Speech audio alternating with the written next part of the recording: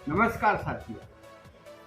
मैं 1-2 दिन के अंतर में आपको वीडियो दे रहा हूँ, लेकिन मैं कोशिश करता हूँ कि आपको वो चीज़ दी जाए, जो आपके जीवन में बहुत सारा ग्रोथ लाए, एक नई अपॉर्च्युनिटी का आविष्कार करे। यानी वो बातें जो बेफ़ालतू की नहीं, काम की बातें, वो बातें जो आपके जीवन में प्रकाश लाए, खुशियाँ बिखेरे, कुछ करने की प्रेरणा दे, ऐसी बातें करना मेरा अपना मत है, अपना विश्वास है। तो साथियों, जितनी भी मैंने वीडियो बनाई हैं, आप ध्यान से देखेंगे मेरे चैनल पे जा कर के, तो आपको समझ में आएगा कि हमेशा मैं खुद का विकास, भाइयों का विकास, देश का विकास, समाज का विकास, वर्क का विकास, यानी सिस्टम का विकास, यानी हर पल, हर समय विकास, विकास, विकास, उन्नति, उन्नति, उन्नति की बातें सोचता रहा। और जो मन में भाव होते हैं, वो हमेशा उत्पन्न होते हैं, दिखते हैं। तो साथियों, आपके बहुत सारे प्यार मिले हैं, लेकिन मैं आपको एक बात क्लियर कर देना चाहता हूं। आप कितना भी पढ़े लिखे हैं, आप एक नंबर की डॉक्टरी की डिग्री ले लीजिए, मगर आप कहीं हॉस्पिटल में किसी बड़े डॉक्टर के साथ अगर ट्रेनिंग नहीं लेंगे, तो शायद डॉक्टरी करने में उतना मज़ा नहीं आएगा। आप बैरिस्टर की डिग्री ले लीजिए, लेकिन आपको किसी बैरिस्टर के साथ 1 साल 5 साल काम करना ज़रूरी है। उसी प्रकार बहुत सारे काम हैं, जो अंडरस्टूड होकर के सीखना पड़ता है, और जब इंसान सीख जाता है, आइडियाज आ जाती हैं, तो वो परिपक्व हो जाता है। मेरे साथ भी ऐसा ही हुआ। इसी प्रकार आप एक बेस्ट मैनेजर बनना चाहते हैं, एक ऐसा मैनेजर जिसका कार्ड बहुत कम लोगों के पास हो, मतलब उसका उदाहरण दिया जा सके, ऐसा मैनेजर। मैनेजर तो बहुत हैं, लेकिन एक ऐसा मैनेजर जो पूर्ण रूपेण सुलझा हुआ हो, जिसके पास करीब करीब 90% सवालों का जवाब हो, ऐसा बनना और बनाने की इच्छा रखने में मैं पूर्णतया विश्वास रखता हूं। मैं वो चीजें देता हूं कि अगर एक फ्रेश व्यक्ति, अगर वो इंटर या ग्रेजुएशन किया हुआ है, मेरी पूरी वीडियो देख ले, अगर ध्यान से देख ले, कंठस्थ कर ले, तो उसको इंटरव्यू में तो कोई नहीं फेल कर सकता। इंटरव्यू में अगर पास हो गया, परफॉर्मेंस दिखाने की बात आई, तो परफॉर्मेंस दिखाने के लिए सीखना जरूरी है। हर पल सीखना फायदेमंद होता है, हर समय सीखना फायदेमंद है। साथियों, आज हम बात करेंगे फिनिशिंग एसओपी की, यानी वो एसओपी जो जिसके बाद कोई भी आपका अधिकार नहीं रहता है, वो माल सीधा बायर के पास चला जाता है। यानी आपने इंस्पेक्शन कर दिया, देन आफ्टर वो माल टोटली बायर को शिप कर दिया जाता है, और कस्टमर की सारी जो लायबिलिटीज होती हैं, उसका ध्यान रखते हुए फिनिशिंग वाला कार्य करता है। तो आइए साथियों, आज जानते हैं कि फिनिशिंग एसओपी होती क्या है, और इसमें क्या क्या चीज़ें वो हैं जिनका बहुत ज़्यादा ध्यान रखने की ज़रूरत है, और कैसे हम हाउ टू वर्क, हम कैसे काम करें, क्या तरीका है। तो पहला, सिले हुई गारमेंट को धोने के बाद ही फिनिशिंग सेक्शन में रिसीव करें। जैसे फिनिशिंग का जो दायरा है साथियों, वो totally as like a beauty parlour, जैसे किसी को सजाने का कार्य किया जाता है, उसी प्रकार गारमेंट को सजाने का कार्य फिनिशिंग डिपार्टमेंट करता है।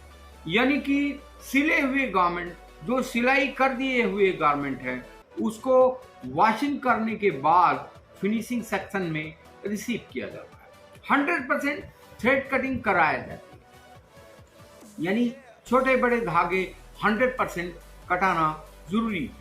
थ्रेड कटिंग के बाद गारमेंट की 100% इनिशियल चेकिंग करना अनिवार्य है। इनिशियल चेकिंग यानी फर्स्ट चेकिंग, यानी कि अंदर से बाहर से बैलेंसिंग, यानी सिलाई, यानी ओवरलॉक, यानी फ्लैट टॉप, कटा फटा, दाग धब्बा, हर चीज की चेकिंग इनिशियल चेकिंग यानी फर्स्ट चेकिंग में करना अनिवार्य है। गारमेंट का 100% प्रेसिंग करना अनिवार्य है।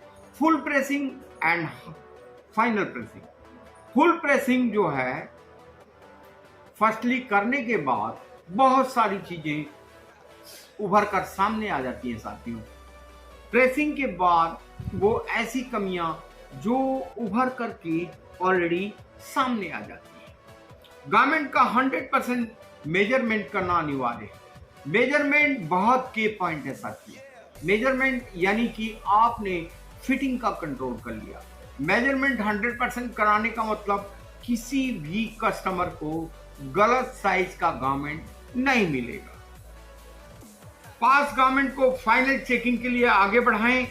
फाइनल चेकिंग के उपरांत री फाइनल चेकिंग करना अनिवार्य है। इनिशियल चेकिंग यानी कि फिर फाइनल चेकिंग एंड देन री फाइनल चेकिंग। री फाइनल चेकिंग जब हो गई साथियों, उसके बाद आपका गारमेंट यानी अपीयरेंस वाइज, बैलेंसिंग वाइज और डिफेक्ट वाइज क्लियर है। आगे बढ़ते हैं साथियों। 100% गारमेंट की बैलेंसिंग करना अनिवार्य है। डिफेक्ट, पास या फेल गारमेंट को उचित स्थान पे रखें। ये नहीं कि स्टेन का, सिलाई का, कटा फटा का, बीविंग का सारे अल्टर एक साथ रखें।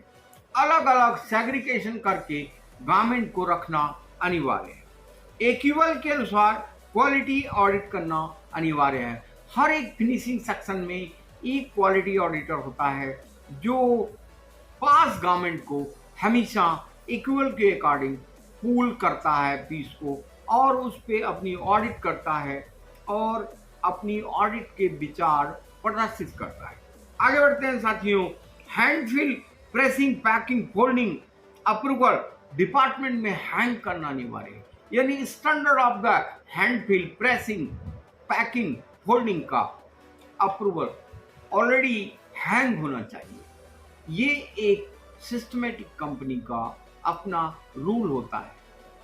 आगे बढ़ते हैं साथियों। क्यूसी को हावरली रिपोर्ट बनाना आवश्यक है।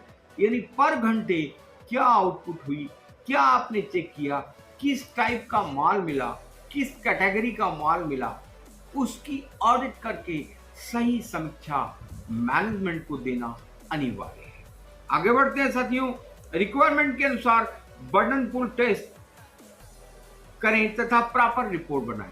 बटन पुल टेस्ट जिसकी मैंने बहुत सारी प्रॉपर वीडियो आपको बैकग्राउंड में दी हुई है, जिसका आपको डिटेल मिल जाएगा। यानी बटन पुल टेस्ट यानी बच्चों के गारमेंट में तो बहुत बेहद जरूरी है। मेंस एंड वुमेन्स के गारमेंट में भी बेहद जरूरी है। अगर आप गारमेंट परचेजिंग करने गए हैं साथियों, अगर बटन टूटी हुई है तो उस गारमेंट को आप नहीं लेंगे। आगे बढ़ेंगे, दूसरी स्टाइल देखेंगे, दूसरा पीओ देखेंगे, दूसरा कलर देखेंगे, दूसरा डिजाइन देखेंगे। इसका मतलब गारमेंट एकदम परफेक्ट होना चाहिए। परचेजिंग टाइम में कस्टमर को कोई भी इरिटेशन नहीं होना चाहिए। जो भी प्रोडक्ट है बेस्ट ऑफ क्वालिटी हो, बेस्ट ऑफ डिजाइन हो, बेस्ट ऑफ फैब्रिक हो, बेस्ट ऑफ फिनिशिंग हो, बेस्ट ऑफ पैकिंग।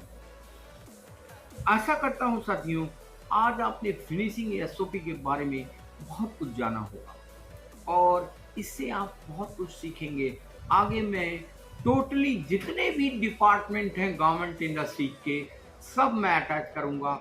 एक एक करके आप सारे एसओपी को पढ़ना, देखना और समझना।